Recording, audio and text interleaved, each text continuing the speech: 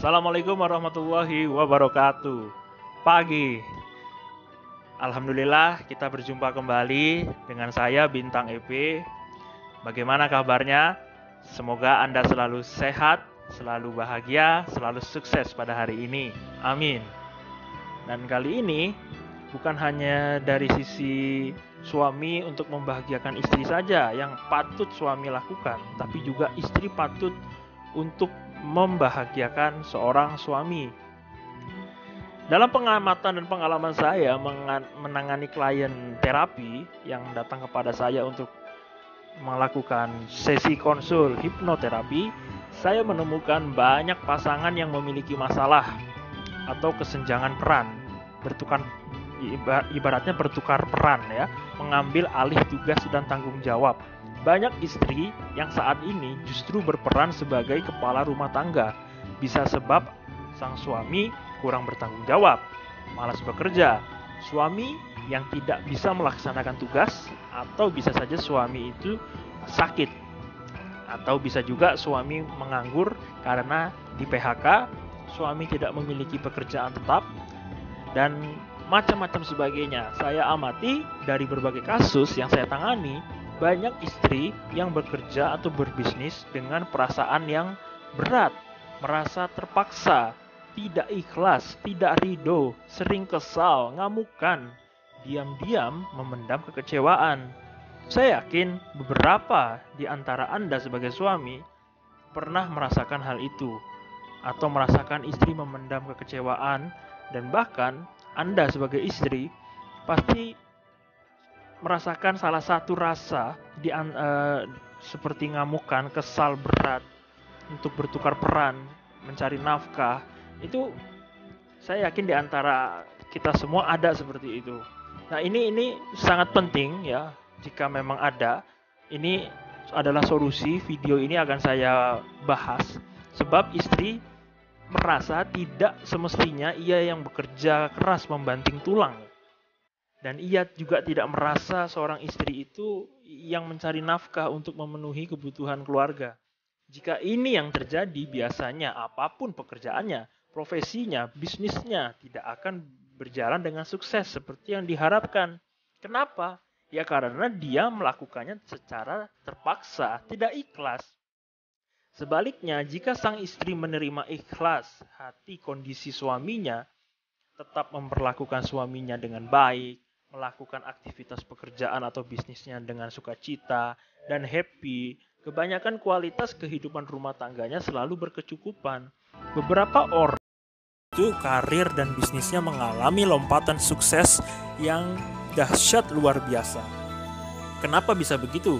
Ya, dalam kasus yang seperti ini, self-talk yang ada pada suami, jika sang suami merasa dirinya kurang berharga, kurang merasa rendah diri, minder, merasa tidak dihormati oleh istrinya, maka getaran vibrasi energi yang dipancarkan ini sangatlah rendah, bisa menjadi penghambat karir atau penyumbat aliran rezeki istrinya. Sebab sepandai-pandainya istri menyembunyikan kekesalan dan kekecewaannya, saya yakin seorang suami tetap bisa membaca atau merasakan getaran energi yang dipancarkan oleh istrinya. Ini yang sering terjadi, mengapa karir istri seolah berjalan di tempat, tidak ada perkembangan, tidak ada pertumbuhan. Jika pun berbisnis, bisnisnya itu pun melambat. Dan yang paling berbahaya adalah hantaman emosi negatif yang secara intens dialami oleh keduanya. Jika keduanya sering mengakses emosi sampah seperti memendam amarah, kesal, kecewa, benci, dendam, sakit hati, tidak ikhlas, tidak ridho, dan sejenis lainnya, biasanya beragam sakit dan penyakit degeneratif mulai menjangkiti tubuhnya. Ketika menangani kasus yang seperti ini, biasanya saya tanya, dengan kondisi suami yang saat ini sedang sakit berat, stroke, lumpuh, dan sejenisnya, atau suami yang sedang menganggur karena habis di PHK, suaminya malas misalnya, dan kurang bertanggung jawab, atau suami tidak memiliki pekerjaan tetap, saya tanya kepada klien saya waktu itu, apakah ibu bisa menerima hal ini dengan ikhlas? Jika ibu merasa berat dan tidak ikhlas atau tidak ridho hidup dengan kondisi seperti ini, mengapa ibu memilih tetap bertahan? Diam akhirnya dia. Lalu saya katakan lagi, bukankah ini adalah hidup yang tidak layak untuk dijalani?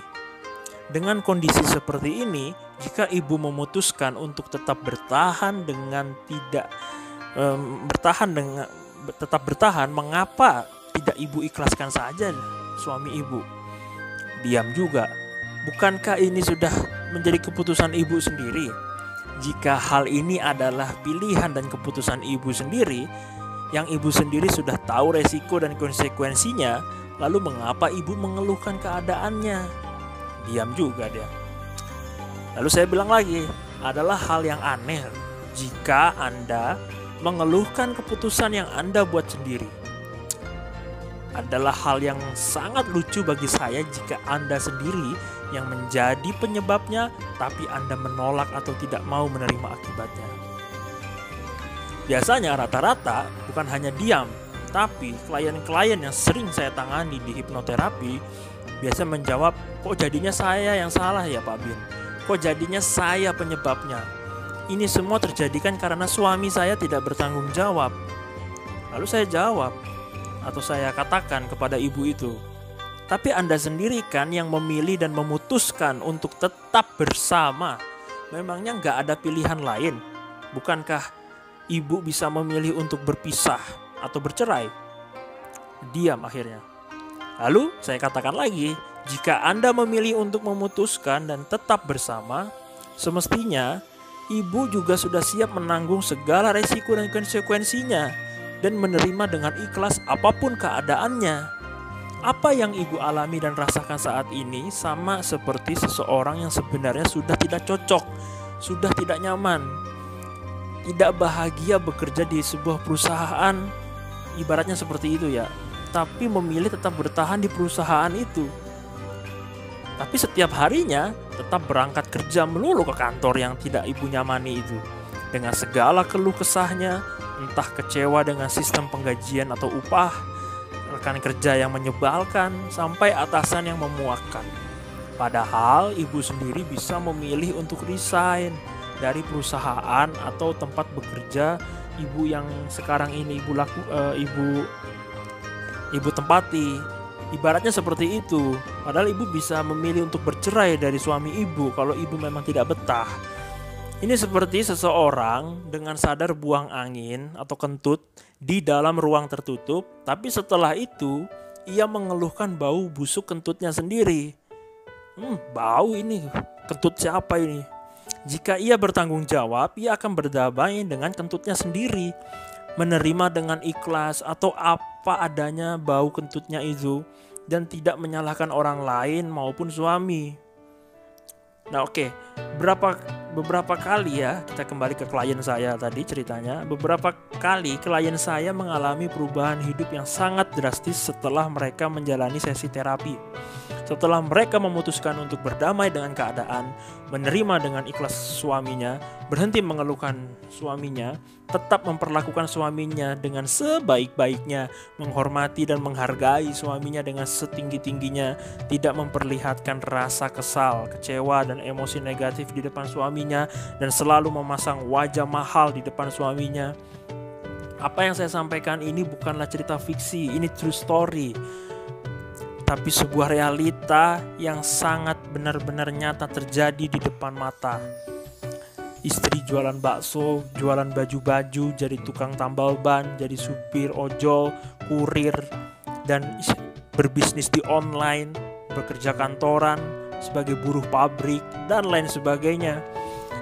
Jadi sebagai istri ya, Anda, jika suami Anda tidak bisa menjalankan perannya sebagai seorang suami sebagaimana mestinya, karena mungkin ia sakit, karena mungkin ia belum mendapatkan pekerjaan habis di PHK, dan lain sebagainya, dan Anda berinisiatif mengambil alih tugas, peran, dan kewajibannya dengan bekerja atau berbisnis, maka jalanilah peran baru Anda ini. Dengan apa? Dengan self-talk sukacita, self-talk ikhlas hati, self-talk gembira. Jadi jangan Anda memilih untuk tetap mendampingi suami, tapi menghentikan kebiasaan Anda sebagai istri yang benar-benar mulia di depan suami. Karena dalam agama sudah diterapkan bahwa seorang istri harus nurut kepada suami. Jadi hentikanlah kebiasaan Anda atau self-talk Anda sebagai istri yang berbicara dengan nada tinggi atau kasar di depan suami, membentak suami, membuli suami, nyinyirin suami, merendahkan gaji suami, melecehkan gaji suami, mengatai gaji rendah kepada suami, memperlakukan suami seperti pembantu, menyindir-nyindir gaji suami yang kecil, menceritakan kejelekan suami. Jadi ketika suami ingin mengatakan dan Anda mematuhi apa yang ia katakan, ya sesungguhnya Anda, disitulah peran Anda ya, disitulah Anda itu ditantang oleh semesta. Apakah bisa suami Anda ini menjadi sosok yang benar-benar sosok suami yang membuat Anda itu diakui bahwa Anda adalah istri terbaiknya. Jadi jaga sikap Anda, kelola vibrasi energi hati Anda dengan baik. Jangan penuhi ruang dengan hati emosi-emosi sampah. Apapun kondisi suami Anda saat ini, sayangi, cintai, dan layani suami Anda dengan sebaik-baiknya. Intinya jangan durhaka dengan suami. Ketika Anda tidak memiliki suami lagi, maka sesungguhnya Anda tidak memanfaatkan suami dengan baik. Karena suami adalah tameng Anda untuk masuk ke dalam surganya Allah. Ketika Anda tidak memiliki suami, maka Anda tidak memiliki tameng untuk masuk ke dalam surganya Allah. Ketika suami diam duduk di kursi minimal, manfaatkanlah hal itu. Dapatkanlah 100% ridhonya, karena ridho 100% suami adalah self-talk positif untuk memperlancar rezeki bertubi-tubi untuk datang kepada Anda sebagai istri. Terima kasih. Itu saja video dari saya karena waktunya sudah melebihi. Saya Bintang EP. Semoga bermanfaat. Wassalamualaikum warahmatullahi wabarakatuh. Pagi.